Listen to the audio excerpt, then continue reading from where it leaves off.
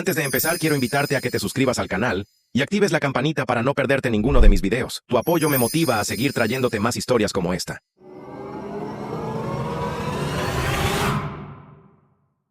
Claro, aquí tienes la traducción al español. Dicen que nunca se llega a conocer realmente a alguien hasta que el dinero se interpone. O tal vez sí los conoces. Pero simplemente estás demasiado cegado por el amor para ver la verdad. Mi nombre es Ricardo. Tengo 34 años. Dirijo un pequeño pero próspero taller de reparación de automóviles que construí desde cero con solo un garaje oxidado. Un sueño y una cantidad ridícula de esfuerzo. No soy ostentoso. Nunca lo he sido. Conduzco una camioneta modesta. Uso botas viejas hasta que las suelas cuelgan como lenguas de perro. Y creo en cosas como la lealtad, las segundas oportunidades y mantener tu palabra. Resulta que esto último es un rasgo raro en estos días, especialmente en la familia de mi esposa. Sofía, mi futura exesposa, tiene 32 años. Cuando la conocí, trabajaba en la recepción de una clínica dental. Yo estaba arreglando un destartalado Mustang del 67 para un cliente de enfrente. Tomamos café una vez, luego otra, y de alguna manera eso se convirtió en noches en el porche, ella con una de mis sudaderas, bebiendo vino y preguntando sobre carburadores como si realmente le importara. Me enamoré perdidamente. Nos casamos después de 2 años. Pensé que me había sacado la lotería. Inteligente, ingeniosa, agradable a la vista. Y se reía de mis chistes de padre incluso cuando yo sabía que eran horribles. Pero si pudiera volver atrás, prestaría más atención a la mirada que me dio su madre durante la fiesta de compromiso. Como si yo fuera una mala hierba que había brotado en su jardín bien cuidado. La familia de Sofía tiene dinero. No dinero de club de yates multimillonario, pero suficiente para hacer que un tipo de clase media como yo sintiera que tenía que dar explicaciones cada vez que compraba cereales de marca blanca. Su padre es un abogado corporativo jubilado, afilado como una cuchilla y el doble de frío. Su madre es el tipo de mujer que casualmente menciona los salarios de otras personas en la cena, justo lo suficientemente alto para que te sientas mal vestido en tu propia piel. Desde el principio, no creyeron que yo fuera lo suficientemente bueno, y para ser justos, yo no venía de mucho. Mi padre también era mecánico, me enseñó todo lo que sé. Falleció cuando yo tenía 23 años. Y me hice cargo del negocio con solo unos pocos clientes leales y una cuenta bancaria que podría haber tenido $300 en una buena semana. Recuerdo la conversación sobre el acuerdo prenupcial como si hubiera pasado hace 5 minutos. Su padre nos sentó antes de la boda, se aclaró la garganta y dijo algo como: esto no es personal, Ricardo, solo un acuerdo estándar para proteger los intereses de Mia. Mia sonrió incómodamente como si no quisiera hacerlo, pero estaba demasiado acostumbrada a hacer lo que decían sus padres. Acepté. De todos modos, no tenía nada que valiera la pena proteger. Pero leí cada palabra y añadí una cláusula, solo una. Decía que, si cualquiera de las partes cometía adulterio, perdería todos los derechos sobre los bienes conyugales. Su padre levantó una ceja, pero no se opuso. Justo es justo, dijo firme. Ella también. Nos casamos la semana siguiente en un viñedo que sus padres pagaron con sillas blancas, un cuarteto de cuerda y una lista de invitados que era 70% amigos de ellos y 30% míos. Durante los primeros años fue bueno, sencillo. Sofía me ayudó con la contabilidad del taller a veces y la dejé rediseñar la sala de espera con esas horribles sillas minimalistas que se ven geniales pero se sienten como sentarse en madera contrachapada. No teníamos un estilo de vida lujoso, pero nos teníamos el uno al otro. O al menos yo creía que sí. Mirando hacia atrás había señales. Cosas pequeñas, la forma en que ponía los ojos en blanco cuando yo hablaba de expandir el negocio, como dejó de invitarme a sus fiestas de oficina, como siempre elegía lugares para cenar donde pudiera encontrarse con sus amigos con fondos fiduciarios y chefs privados, pero lo dejé pasar. Yo estaba construyendo algo real y pensé que ella lo veía. Luego vino el premio de la lotería. No estábamos pasando apuros, pero tampoco estábamos nadando en dinero. Yo estaba en la gasolinera después de cerrar el taller tarde un viernes, manos sucias, vaqueros manchados de aceite, y por alguna razón agarré un billete de rasca y gana. Ni siquiera sé por qué, no era mi tipo, pero gané $9 millones. Así como así, me quedé allí frente a la tienda de conveniencia con el boleto en la mano, parpadeando como si pudiera desaparecer si lo miraba demasiado. Cuando se lo dije a Sofía, gritó, saltó a mis brazos. Me besó como si estuviéramos en el final de una comedia romántica. Lo celebramos, bebimos champán que probablemente costó más que mi primer coche. Me dijo que todo cambiaría. No estaba mintiendo. Lo primero que hizo el lunes, llamó a un asesor financiero. No para nosotros, para ella. Empezó a gastar como si el dinero fuera solo suyo. Un nuevo BMW, un ridículo bolso con lista de espera. Y empezó a desaparecer más. Almuerzos largos, viajes de chicas, fines de semana de spa. Al principio, lo achacaba a la emoción. Tal vez solo necesitaba tiempo para adaptarse. Pero no era emoción, era distancia. Distancia fría y calculada. El momento que realmente rompió la ilusión llegó una noche, quizás un mes después de la ganancia. Yo estaba en el porche con una cerveza, viendo cómo el sol se ocultaba detrás de la cerca del vecino. Sofía salió, se paró frente a mí, con los brazos cruzados como si se estuviera preparando para una tormenta. Ricardo, dijo, con la voz plana, no creo que te necesite más. Así, sin pelea, sin lágrimas, solo una ruptura limpia. Voy a solicitar el divorcio, añadió. Pero no te preocupes, seré justa. Justa. La palabra resonó en mi cabeza como un tornillo suelto. Dijo que quería la mitad de la casa, la mitad de los coches, la mitad del taller. No es personal, dijo, haciéndose eco de su padre como un fantasma. Es solo lo que se me debe. Fue entonces cuando recordé el acuerdo prenupcial, la cláusula Esa con la que su padre no tuvo problemas porque nunca pensó que su hija perfecta podría hacer algo así. Pero yo tenía mis sospechas y tenía pruebas, no literales, todavía no, pero había visto suficientes mensajes de texto nocturnos, suficientes llamadas telefónicas susurradas, suficientes reuniones en momentos extraños. No quería creerlo, pero algo dentro de mí ya había comenzado a endurecerse para prepararse. Así que la miré a los ojos y dije, ¿estás segura de que nunca me has engañado? Ella se rió como si hubiera contado un chiste. No seas patético, Ricardo. Pero yo solo sonreí y respondí, ¿estás segura de eso? Y fue entonces cuando su rostro cambió, solo un parpadeo. Una pequeña grieta en la máscara de porcelana, pero lo vi todo lo que necesitaba, y ese fue el momento en que dejé de ser el tipo que arreglaba coches para ganarse la vida y comencé a planear mi venganza. No dormí esa noche, me quedé en la cama, mirando el techo, escuchando el sonido de la suave respiración de Sofía a mi lado como si nada hubiera cambiado, como si no me hubiera dicho que ya no me necesitaba y que quería la mitad de todo por lo que trabajé. Observé su silueta en la oscuridad y algo dentro de mí se rompió, no con rabia, ni siquiera con tristeza, sino con una resolución fría y firme que nunca antes había sentido. Fue como ver una casa que construiste ladrillo a ladrillo incendiarse, y en lugar de correr a buscar agua, simplemente te sientas en la acera y enciendes un cigarrillo. A la mañana siguiente, me levanté antes del amanecer y fui al taller. Ni siquiera me duché, solo necesitaba estar rodeado de algo real, grasa, herramientas. Ese reconfortante tintineo de metal contra metal. Me quedé mirando la foto polvorienta de mi padre en la pared por un rato. Estaba sosteniendo una llave inglesa y sonriendo como si no le importara. Nada grasa por todas sus manos. Ella cree que es suyo, murmuré, como si yo no me hubiera desangrado para hacer de este lugar lo que es. Sacudí la cabeza y me puse a trabajar, pero incluso mientras arreglaba un eje roto de un cliente.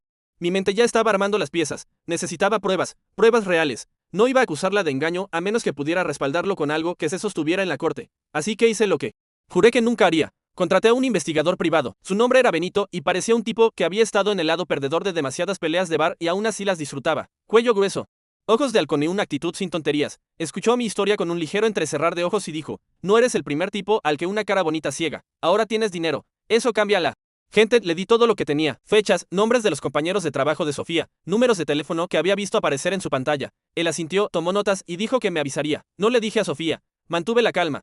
Fingí que estaba asimilando la conversación del divorcio como si estuviera siendo maduro con todo el asunto. Ella pareció aliviada, casi engreída, como si hubiera esperado una pelea y hubiera recibido un apretón de manos en su lugar. Durante las siguientes 2 semanas, las cosas se pusieron extrañamente civilizadas. Cenábamos en la misma mesa, pero apenas hablábamos. Ella empezó a dormir en la habitación de invitados. Sus padres llamaban constantemente preguntando cómo repartiríamos las cosas. No sí, sino cómo. Su madre incluso tuvo el descaro de decir, no te preocupes, Ricardo, nos aseguraremos de que aterrices de pie, como si yo fuera el que estaba siendo arrastrado por el cuello. Luego vino el verdadero insulto. Una tarde de jueves volví al taller de una carrera por piezas y encontré a sus padres en mi oficina, sentados en mi silla, bebiendo el buen café que guardaba en la parte de atrás. Sofía estaba con ellos, todos sonrisas como si esto fuera una especie de intervención. Solo queremos hablar, dijo su padre. No hay razón para ser difícil. Los miré atónito. ¿Irrumpieron en mi negocio para hablar sobre mi divorcio? Pregunté. No es irrumpir, dijo Sofía rápidamente. Tengo una llave. Ya no.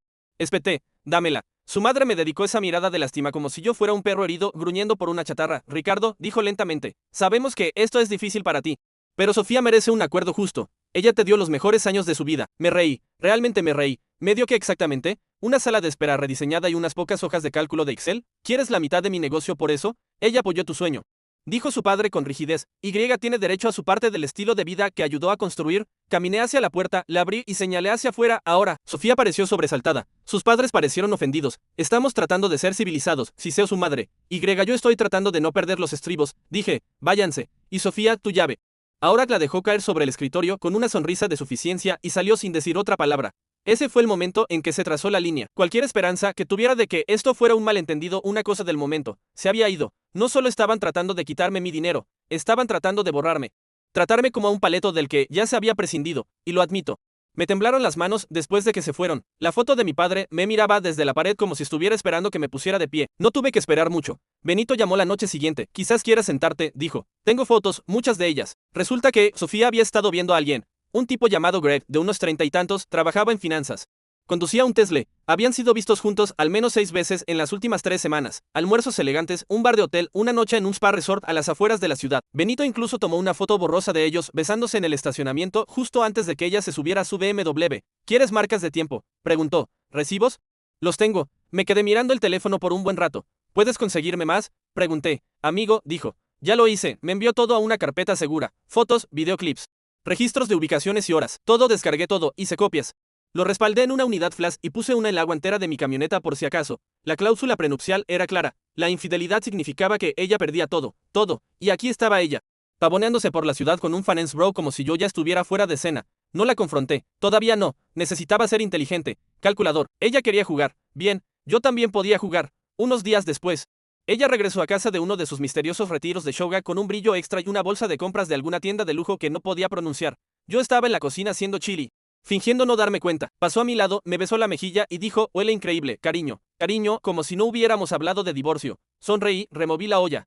¿Quieres un poco de vino? Claro, dijo, quitándose los zapatos. Comimos juntos, vimos algo de Netflix, incluso nos reímos de algunas escenas. En un momento, ella apoyó la cabeza en mi hombro y casi me apartó, casi, pero no lo hice porque necesitaba que ella siguiera pensando que yo era un tonto, que ella tenía la sartén por el mango, que yo seguía siendo ese mecánico de pueblo pequeño con un corazón blando y una chequera en blanco, pero por dentro ya estaba construyendo el final del juego. Luego vino la traición que nunca vi venir. Una mañana llegué al taller y encontré a un inspector de la ciudad esperando afuera. ¿Eres Ricardo Whitman?, preguntó. Sí. ¿De qué se trata esto? Una queja anónima. Violaciones de zonificación.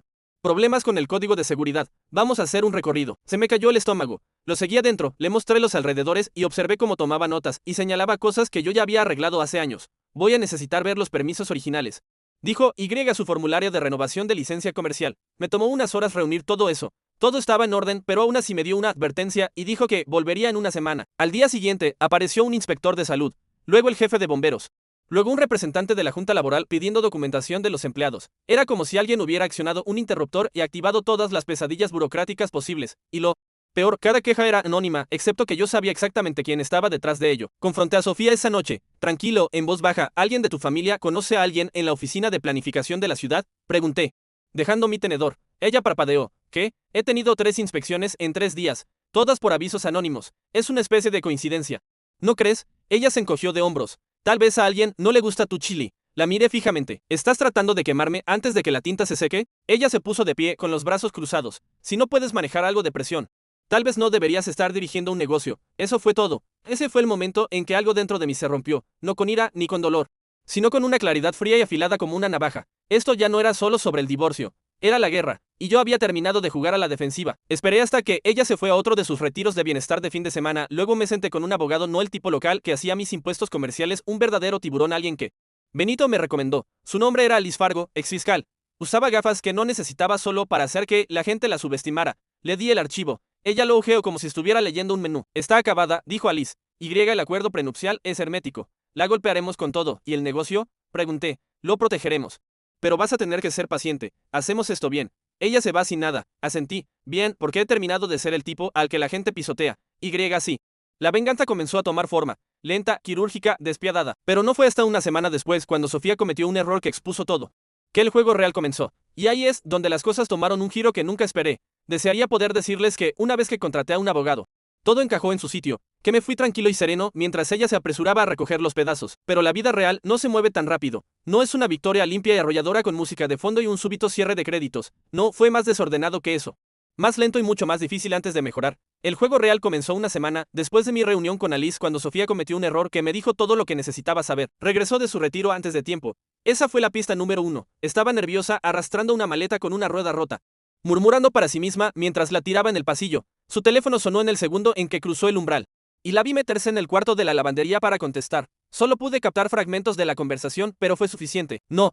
Te dije que se suponía que estaba fuera de la ciudad. Solo mantén la boca cerrada. Él no sabe nada. Por supuesto que lo borré. No soy estúpida. Ella no me vio observando desde el espejo del pasi.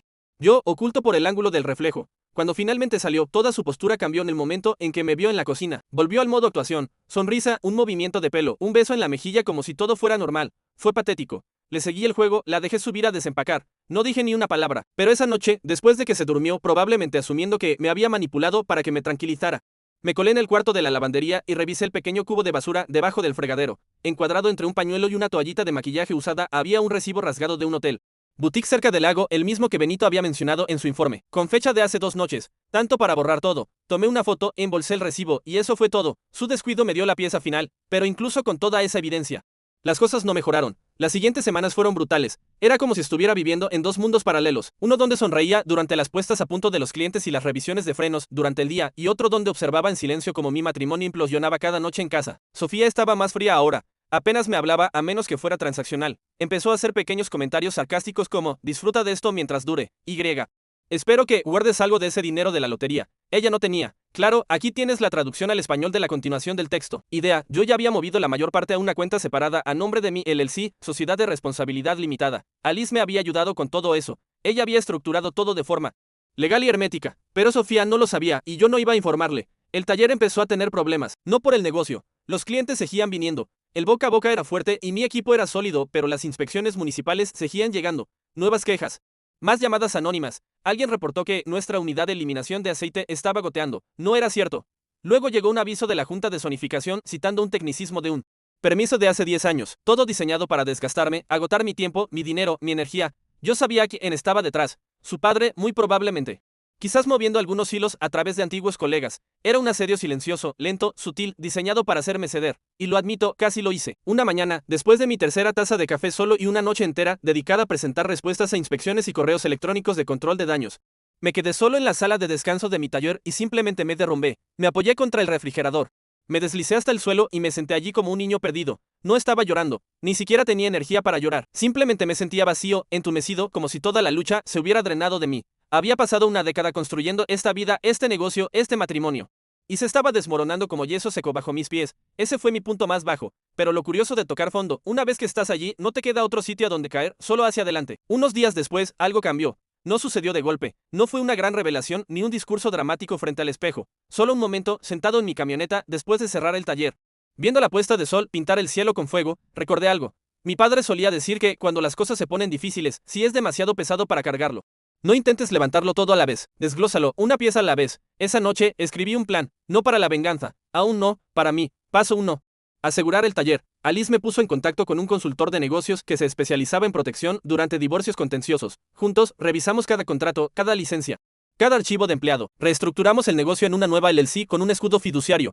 Transferimos activos y presentamos el papeleo tan limpiamente que incluso un equipo de abogados tendría dificultades para encontrarle fallas. Todo en regla, todo perfectamente legal. Paso 2. Espacio mental. Me mudé. No muy lejos, solo un alquiler en las afueras de la ciudad con vistas a las colinas y un garaje lo suficientemente grande como para aparcar mi camioneta y guardar algunas herramientas. No era lujoso, pero era mío, sin fingir, sin tener que ver a mi futura ex pasear en batas de seda como si estuviera audicionando para un reality show. Solo paz. Cuando le dije a Sofía que me iba, apenas parpadeó. Supongo que me quedo con la casa mientras tanto, dijo con una sonrisa de suficiencia. Disfrútala, le respondí, y lo decía en serio, porque la casa era una caja con recuerdos que ya sentía que pertenecían a otra persona. Paso 3. Reconstruir. Volví a volcarme en el taller, no solo para mantenerlo a flote, sino para reinventarlo. Lanzamos una nueva campaña de marketing. Mejoré nuestras herramientas y sistema de diagnóstico. Les di aumentos a mis muchachos, los que se quedaron conmigo sin hacer preguntas. Incluso comencé a hacer talleres los fines de semana para adolescentes que querían aprender los conceptos básicos de la reparación de automóviles. Me dio un propósito, le dio una nueva vida al taller. Una de las chicas, una joven callada llamada Jimena, me recordó a mí a esa edad. No decía mucho, pero cuando reconstruyó su primer alternador, la sonrisa en su rostro iluminó toda la sala. Empecé a esperar los sábados de nuevo. Luego vinieron las entrevistas. Alice tenía un contacto en un periódico local que escribió un artículo sobre pequeños negocios que sobrevivían a batallas de divorcio. No di nombres. No arrojé a Sofía por los suelos. No lo necesitaba. Simplemente conté mi historia en voz baja. Llanamente, como construí algo con mis manos, como casi lo pierdo y como lo estaba recuperando pieza por pieza. El artículo explotó. Las estaciones de radio locals llamaron. Los clientes entraron a raudales. Pasamos de estar raspando a prosperar en un mes. No alardeé, no me regodé, pero por dentro sentí algo que no había sentido en mucho tiempo. Orgullo. Y justo cuando estaba empezando a respirar de nuevo, llegó el siguiente giro. Era una mañana de miércoles. Estaba en el taller temprano, organizando facturas cuando Alice llamó. Ella presentó la demanda.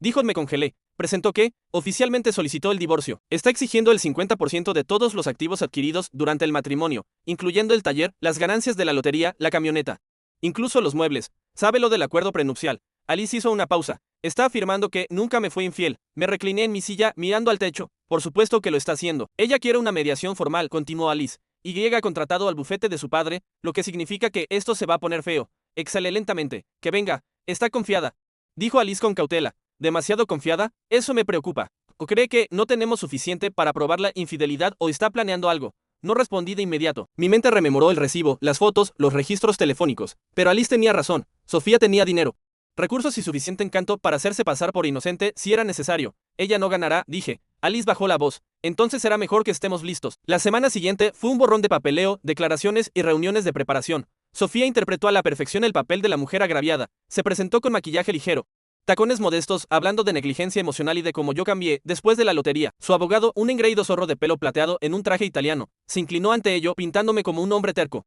emocionalmente distante que tuvo suerte y abandonó a su esposa. Me mantuve callado. Los dejé hablar, pero cuando Alice abrió su carpeta, deslizó las fotos sobre la mesa y soltó los recibos de hotel con marca de tiempo, los cargos de la habitación, las fotografías de vigilancia, incluso una factura de tarjeta de crédito con los nombres de ambos en un día de spa. Todo el tono cambió, el rostro de Sofía se quedó sin color. Su sonrisa flaqueó por un segundo. Me miró directamente y lo vi. Pánico. Su abogado intentó recuperarse. Afirmó que las fotos no probaban nada, que el hombre podría haber sido un amigo, que los recibos del hotel eran circunstanciales. Alice ni siquiera pestañeó. ¿Le gustaría a la corte ver los mensajes de texto? Tenemos copias. Sofía se giró bruscamente. ¿Qué mensajes de texto? Su abogado le susurró algo, pero ella ya no estaba escuchando. Su postura se colapsó sobre sí misma. Sus ojos se movieron. Se dio cuenta por primera vez de que había calculado mal. Pero Alice no se detuvo allí. Ella describió cada cláusula del acuerdo prenupcial, los vio a través de la cláusula de infidelidad con la gracia de un francotirador experimentado. Y luego, sacando el as, una declaración firmada del contacto de Benito, un empleado del hotel que confirmó que Mia había solicitado la entrada discreta para huéspedes habituales que preferían privacidad. Ella la había usado 3 veces con el mismo hombre. La sala se quedó en silencio. Mia no habló. Su abogado pidió un receso. Salieron de la sala susurrando furiosamente y yo me quedé allí tranquilo, con la misma calma que ella mostró la noche que me dijo que ya no me necesitaba, excepto que ahora los papeles se habían invertido y ese fue el momento en que me di cuenta de que la caída había terminado. Era hora de levantarme. Dicen que la venganza es un plato que se sirve mejor frío, y déjame decirte algo, cuanto más frío se pone, más clara se vuelve tu mente. Después de esa sesión de mediación, Sofía supo que la marea había cambiado. Por primera vez, ella no era la que movía los hilos, ella no era la que tenía la sonrisa de suficiencia o el tono condescendiente, ya no era la maestra de marionetas, y yo no era el tonto de mono de trabajo limpiándose la grasa de las manos mientras ella jugaba a mis espaldas. Yo estaba tranquilo, paciente, concentrado, porque esta era la parte del juego donde el silencio hacía el verdadero daño. Después de que su abogado pidiera ese receso y salieran de la sala, Alice y yo no dijimos mucho, no lo necesitábamos. Ella cerró la carpeta como si estuviera sellando un ataúd y me hizo un solo asentimiento. Está conmocionada, dijo Alice, pero no celebres todavía. Es del tipo que vuelve a la carga. Asentí lentamente. Que lo haga. Y lo decía en serio. Durante los días siguientes, Sofía se quedó en silencio, no del todo. Todavía vivía en nuestra casa. Aunque yo hacía mucho que me había ido, pero la ráfaga de correos electrónicos de sus abogados se ralentizó. Las presentaciones judiciales se volvieron más cautelosas. De repente, ella no estaba exigiendo el taller o los coches. Quería términos amigables, división justa, resolución pacífica. Como si nada de esto hubiera sido un asalto dirigido a todo lo que construí, pero ya era demasiado tarde para eso, porque ahora yo tenía algo que no tenía antes, ventaja, y no iba a desperdiciarla. La verdad es que no solo quería ganar en la corte, eso sería demasiado limpio, demasiado fácil, quería algo más, no rencor, no crueldad, sino comprensión. Quería que Sofía sintiera el peso de lo que había intentado destruir, que se enfrentara a la gente que descartó, los sacrificios que se burló, el legado del que se rió. Así que comencé a sentar las bases. Lo primero que hice fue asegurar a mi equipo. Reuní a todos los empleados, mis 2 mecánicos, mi recepcionista y mi asistente a tiempo parcial y los llevé a la trastienda para una reunión. Les dije la verdad, no todo, pero lo suficiente. Va a haber mucho ruido en las próximas semanas. Dije, la gente podría hacer preguntas, los periódicos podrían indagar y podría haber rumores, pero este taller, este equipo, no nos rendimos. Nos apoyamos mutuamente. Tony, mi empleado más antiguo, solo sonrió. Jefe, lo hemos visto reconstruir una transmisión con los ojos vendados. No nos iremos a ninguna parte. Les di bonificaciones a todos esa semana. No por culpa, sino por gratitud. Porque la lealtad como esa merece ser recompensada. Luego, contacté a Benito. Él había hecho su trabajo y lo había hecho bien, pero ahora necesitaba más. No solo pruebas, sino estrategia. Quiero saberlo. Todo, le dije. No solo Sofía, sus padres, sus activos, sus conexiones, el bufete de abogados, todo. Benito levantó una ceja. ¿Vas por la opción nuclear? Quiero ver todo el tablero. Dije, cada pieza. Luego decidiré. Le tomó una semana compilar el archivo. Los padres de Sofía resultó que tenían más esqueletos de los que esperaba. El bufete de abogados de su padre era legítimo, pero eran conocidos por tácticas agresivas, tratos a puerta cerrada, ocasionalmente rozar la ilegalidad. Él había resuelto un caso de acoso discretamente hace 3 años. Nada criminal, pero no se vería bien en los registros públicos. Su madre había pedido dinero prestado de la caja de su fundación benéfica para financiar un proyecto de remodelación, lo devolvió antes del cierre de libros, pero había documentación. Y Sofía, ella tenía deudas, no muchas, no suficientes para arruinarla, pero estaban allí. Tarjetas de crédito, una factura de cirugía estética, un préstamo silencioso que había tomado del bufete de su padre, todo enterrado bajo su imagen de control y perfección. Más importante aún, Greg. Su pequeño proyecto paralelo no era solo una aventura, él era su plan de escape. Benito rastreó correos electrónicos, encontró búsquedas de propiedades. Ella había estado mirando condominios a 2 pueblos de distancia, todos en el área de Greg. Estaba tratando de mudarse en silencio, empezar de nuevo, construir una nueva vida con alguien que no conocía la versión de ella que solía llorar frente a la vieja caja de herramientas de mi padre cuando no podía equilibrar nuestro primer presupuesto. Conjunto de eso dolió más de lo que esperaba. No la traición, eso era noticia vieja, sino el borrado, como si yo fuera solo un escalón. Pero eso estaba bien, que ella planeara, que ella soñara, porque yo tenía mis propios planes, y los míos venían con una audiencia. Verás, durante todo esto, las inspecciones, las reuniones con abogados, la prensa, una cosa me mantuvo con los pies en la tierra, el legado de mi padre. El taller no era solo un negocio, era un símbolo, un lugar que él construyó con manos desnudas, dedos callosos y sudor honesto. Cuando me lo entregó, no me dio un testamento, una bóveda llena de dinero, me dio propósito. Así que decidí hacerlo público. Llamé al periódico local de nuevo, les dije que quería hacer un reportaje, no sobre el divorcio, no sobre la lotería, sino sobre el aniversario del taller, 30 años desde que mi padre lo abrió. Lo enmarqué como una pieza sobre el legado. Invité a antiguos clientes, funcionarios locales, viejos amigos. Fijamos una fecha para un sábado por la mañana, montamos food trucks, radio local. Iba a ser una celebración, pero para mí iba a ser otra cosa, una oportunidad. Porque sabía que Sofía se enteraría. Me aseguré de que lo hiciera. Lo mencioné casualmente durante una mediación de propiedad. Alice, no olvides que tendré que cambiar la fecha de la próxima reunión. El taller está organizando un evento. 30 años, ya sabes. Papá habría estado orgulloso. No miré a Sofía cuando lo dije, pero sentí que se movió en su silla. ¿Evento? Preguntó. Me encogí de hombros. Algo local, prensa, comunidad, amigos del taller. Nada elegante. Ella no respondió. Pero más tarde esa noche, Benito me envió un mensaje de texto. Está preguntando. ¿Quieres saber si está invitada? Sonreí, la dejé que se preguntara. En los días previos al evento, até todos los cabos sueltos. Alice finalizó los movimientos de protección de activos. Benito confirmó que Sofía y Greg habían discutido. Aparentemente, Greg no estaba encantado de ser expuesto en la corte. Escuché que ella se había ido a quedar con sus padres por unas noches. Los rumores volaban. Sus amigos comenzaron a dejar de seguirla. La imagen impecable se estaba agrietando. Entonces, 3 días antes del evento hice algo audaz, le envié una invitación, solo un pequeño sobre blanco, sin dirección de remitente. Dentro había una tarjeta formal que celebraba los 30 años de Whitman Automotive, honrando el legado de James Whitman. Sábado, las 10 am, casa abierta comunitaria. Todos bienvenidos, sin firma, sin mensaje, solo la invitación. Y efectivamente, ella vino. Se presentó con un abrigo largo beige, gafas de sol oversize y una expresión perfectamente neutral. Su madre estaba con ella, vestida como si asistiera a un brunch para senadores, no a la fiesta de aniversario de un mecánico. Su padre no vino. Probablemente fue inteligente. Las vi entrar desde la oficina trasera, vi cómo sus ojos escanearon a la multitud, buscando a alguien, a mí, a Greg, quizás a ambos. Esperé 10 minutos, luego salí, caminé hasta el pequeño escenario que habíamos construido con la ayuda del ayuntamiento y golpeé el micrófono. Hola a todos, dije, con voz firme, gracias por venir. Hace 30 años.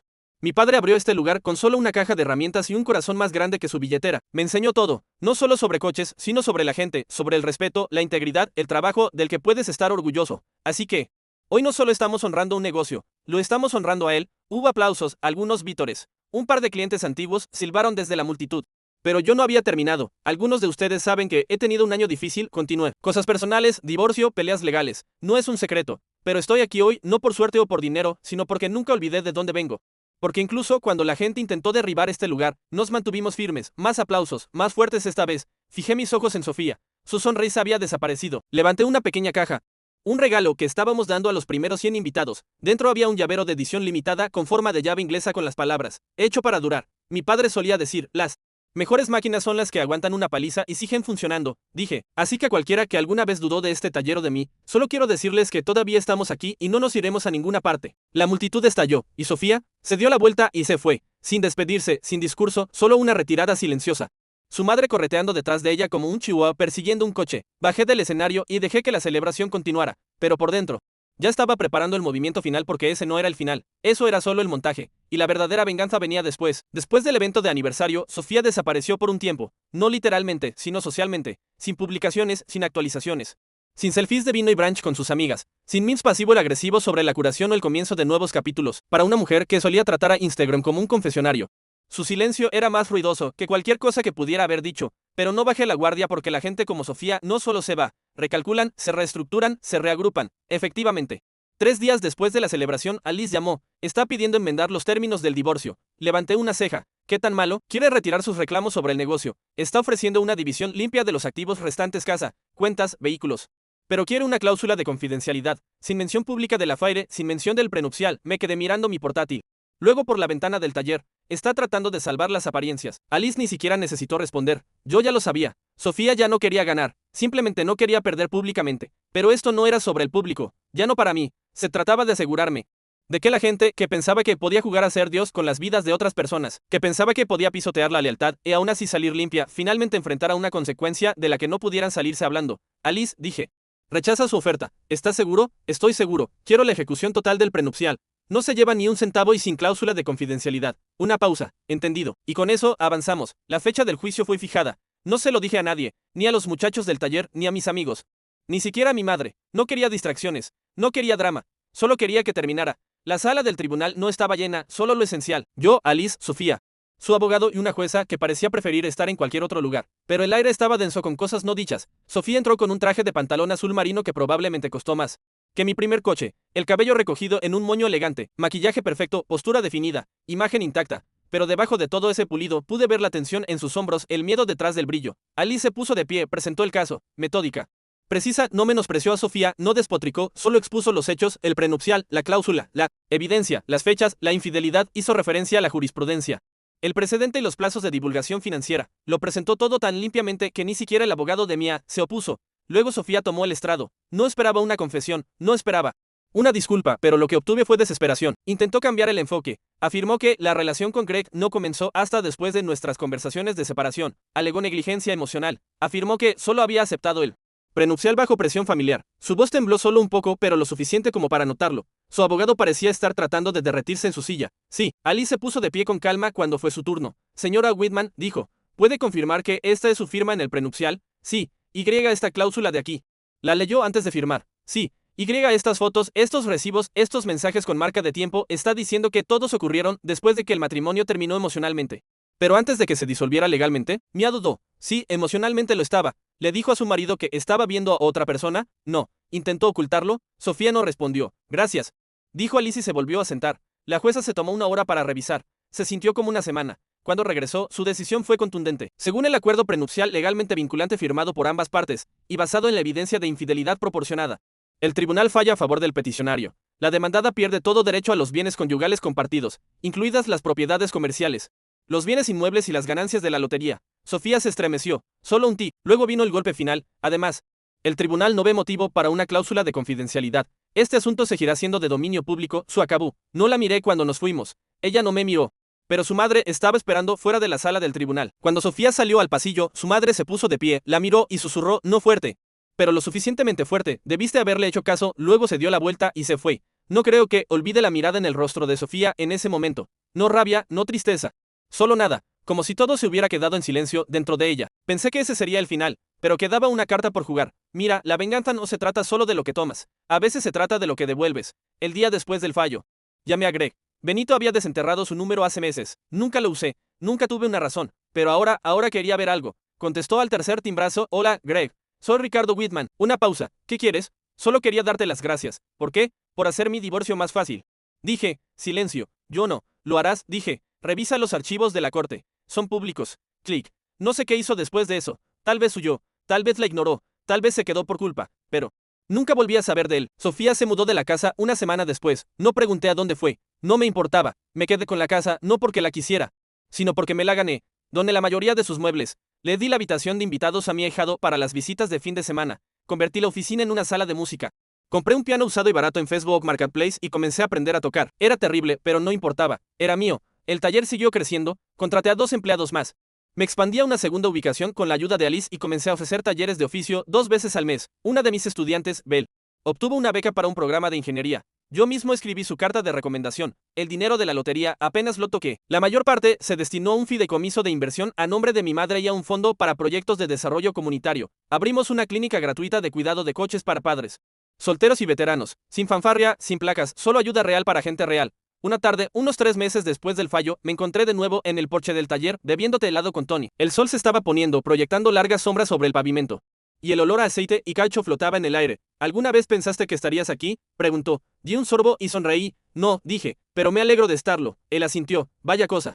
Lo que intento hacer. Sí, dije, pero está hecho. Y lo estaba. Lo que pasa con la venganza es que no se trata de destrucción, en realidad. No se trata de restauración, reclamar lo que fue arrebatado, encontrar tu equilibrio, volver a levantarte. No porque aplastaste a tus enemigos, sino porque recordaste quién eras antes de que intentaran enterrarte. Sofía intentó quemar todo. Yo reconstruí de las cenizas, y me aseguré de que el mundo supiera quién encendió el fuego. No solo sobreviví a la tormenta, Construí mi taller con sus restos. El dinero expuso la verdad de Sofía, una ambición fría. Mi venganza. No fue rabia, sino reconstrucción. Al reclamar el taller y mi orgullo, le enseñé que la lealtad y el esfuerzo son activos que no se pueden comprar ni robar. Perdí un matrimonio. Pero recuperé mi legado. A veces, la mayor victoria es simplemente seguir en pie.